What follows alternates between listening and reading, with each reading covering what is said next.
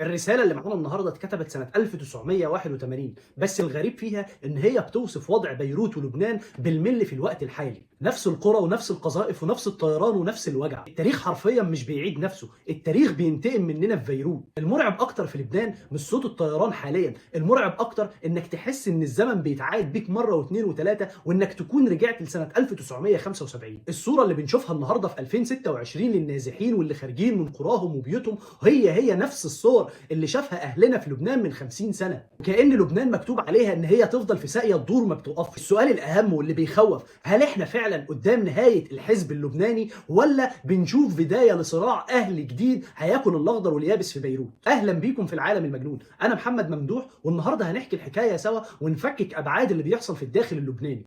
اللي بيحصل في لبنان حاليا تخطى فكره التصعيد العسكري، احنا حرفيا قدام نزوح 1,200,000 مواطن لبناني من اماكنهم ومن بيوتهم، والرقم ده بالمناسبه هو رقم مرعب جدا لانه اكبر من العدد اللي تم نزوحه وهجروا من بيوتهم في عز الحرب الاهليه اللي استمرت 15 سنه في الداخل اللبناني. النهارده احنا جايين نحكي الحكايه مع بعض بعيدا عن منشطات الاخبار اللي موجوده او القوالب المغلفه اللي بنشوفها كل يوم في الاخبار. الرساله اللي معانا النهارده بتاعت راجل اسمه زياد مصعب. زياد مصعب ده شخص من لبنان عنده 68 سنة، كان مقاتل قديم جدا في الحرب الأهلية اللي دارت داخل لبنان. زياد وهو قاعد في بيته النهارده قرر ان هو يمسك رسالة قديمة اتبعتت له، كانت مبعوثة ليه سنة 1981 من صاحبه اللي كان موجود على الجبهة في الحرب الأهلية اللي موجودة، والرسالة بتوصف القصف اللي كان بيحصل للقرى والمدن خلال الحرب الأهلية اللي طالت 15 سنة في الداخل اللبناني. زياد بالمناسبة قال ضمن رسالته كلمة توجع القلب على كل وطني موجود داخل لبنان، قال ان المشاهد اللي كانت مكتوبة جوه الرسالة وكأنها مكتوبة في 2026، وده معناه ان الجرح اللبناني ملمش لحد وقتنا هذا،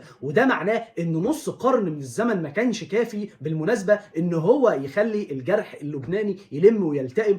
الرسالة دي معناها ان العدو اللي فرض سيطرته على الارض واجتاحها سنة 78 و82 بيحاول مرة تانية انه يفرض واقع جديد بنفس الادوات وبنفس الشخصيات وبنفس التكنيك اللي موجود على الارض. وهنا لازم نقف وقفة صغيرة جدا ونسأل السؤال الأهم، إحنا هنا ليه أصلا وإيه اللي بيحصل في الداخل اللبناني؟ في سنة 1990 احتفل العالم باتفاق سمي اتفاق الطائف، وقالوا إن الحرب الأهلية داخل لبنان انتهت بشكل قاطع، والاتفاق ده بالمختصر بتاعه قسم السلطة اللبنانية بالمسطرة، يعني الرئيس يكون ماروني ويكون رئيس الوزراء سني ورئيس البرلمان من الشيعة. الناس في الوقت ده بعد اتفاق الطائف افتكروا إن ده سلام دائم في الداخل اللبناني، بس الحقيقة إنه كان تنويم مغناطيسي لمدافع الحرب اللي كانت شغاله في الوقت ده. زياد مصعب كمان بيقول في رسالته الحقيقه المره اللي كلنا بننكرها، احنا ما عملناش مصالحه في الداخل اللبناني، احنا بس سكتنا صوت المدافع اللي موجود. زياد مصعب كمان بيقول لنا وعشان كده اول ما الدوله ضعفت الشياطين القديمه رجعت من تاني وخرجت تسيطر على كل الداخل اللبناني وعلى الاراضي اللبنانيه. ودلوقتي في 2026 في عز النار اللي موجوده على الاراضي اللبنانيه والقصف المستمر عليها،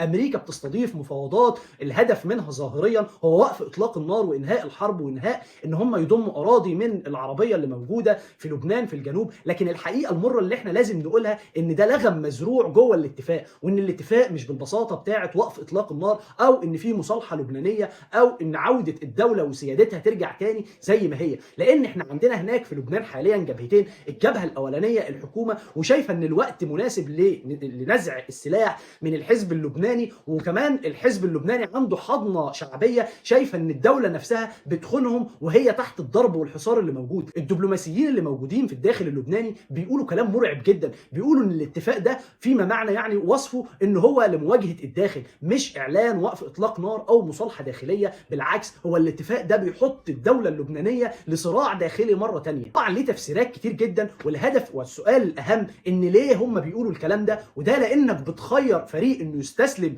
ويسلم سلاحه وهو تحت خط النار، وما بين انه يدخل في صدام مع الدوله والجيش اللي موجودين هناك ومنهكين وليه مشاكل كتيره جدا. وده بالظبط اللي العدو عايزه في لبنان، ان لبنان من الداخل ان هو يتآكل وان هو يضرب في بعضه. الناس البسيطه في الداخل اللبناني تفسيراتها ايه للوضع او انعكاسات اللي بيحصل ده كله ايه عليهم؟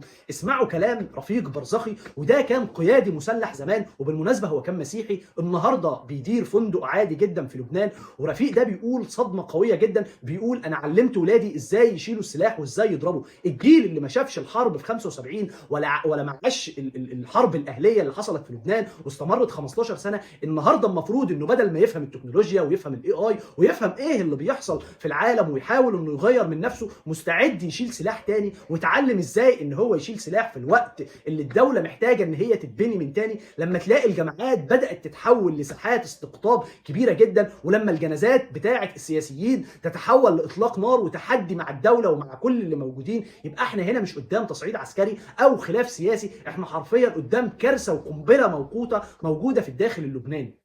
وخلينا نقول ان النهارده المعركه ما اصبحتش على صواريخ ولا فضلت على ان هي سلاح قدام سلاح او ترسانه قدام ترسانه او سفن قدام سفن. المعركه النهارده في لبنان هي معركه على الهويه نفسها. المخطط الدولي مش هدفه من الحرب هو ضرب الحزب بالمناسبه او ان هو ينهي عليه، هدفه انه يضرب فكره لبنان كدوله، عايز يحولها فيما بعد الكتونات لدويلات صغيره بتضرب في بعض وتتناحر عشان يضمن امنه اللي موجود في المنطقه لمده 100 سنه قدام. لبنان بيمر باختبار وجودي عظيم جدا، اما ان الدوله تستعيد هيبتها في المنطقه وتحمي الكل، يا اما هنشوف نسخه في 2026 من نسخه السبعينات اللي عدى عليها سنين وبس. المره دي حرفيا هيكون الوضع مختلف تماما عن اللي شفناه في الحرب الاهليه اللي كانت موجوده في لبنان، وهتكون اعنف منها بمراحل كتير جدا، لان اللي بيحصل في لبنان في خلال السنوات اللي فاتت بينبئ بان موجود داخل لبنان يعني طوائف وصراعات كبيره جدا، وده اللي خلى الدول العظمى تستقطب بعض اللي موجودين او الطوائف اللي موجوده،